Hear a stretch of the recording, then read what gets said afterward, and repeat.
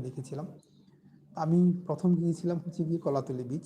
আর এখানে একটা বিষয় হচ্ছে কি, বিচগুলো কিন্তু একটা বিচ থেকে আরেকটা বিচ কিন্তু খুবই কাছাকাছি। যেমন কলাতলি বিচ থেকে আপনি হেঁটেই চলে আসতে পারবেন হচ্ছে লাবণী বিচে।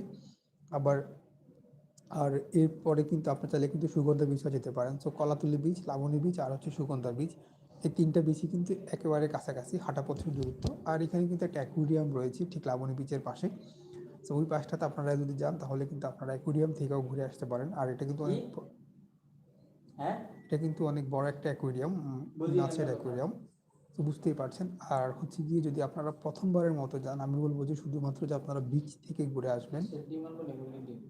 মুরগির ডিম নাই, জাপায় নিয়ে আসতে বলা। হাঁসের ডিমই নেই। তো যদি আপনারা প্রথমবারের মতো কক্সবাজারে ঘুরতে চান, শুধুমাত্র বিচ থেকে ঘুরে আসবেন না, আপনারা চাইলে কিন্তু কক্সবাজারের যেই মানুষজন নিয়ে যেসব আসেন, নিয়ে এরিয়াতে আসেন। বসবাস করে ওই পাশগুলোতেও ঘুরে আসতে পারেন। বিশেষ করে শুটকি পল্লীতে যেতে পারেন।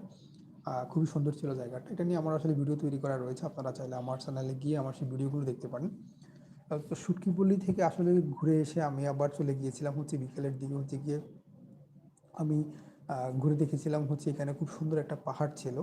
আহ, অনেকেই হয়তো কক্সবাজারে যদি আপনারা প্রথমবারের মতো ঘুরতে যান বা যারা এখনো যাননি তাদের কাছে একটু ইয়ে মনে হবে যে কক্সবাজার আসলে পাহাড়। হ্যাঁ, কক্সবাজারেও একটা পাহাড় আছে।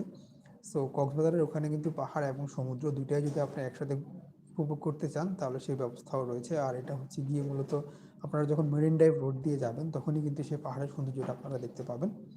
তো সব কিছু মিলিয়ে এটা প্রিন্ট করতেছো কেন? ওরা প্রিন্ট করা আছে।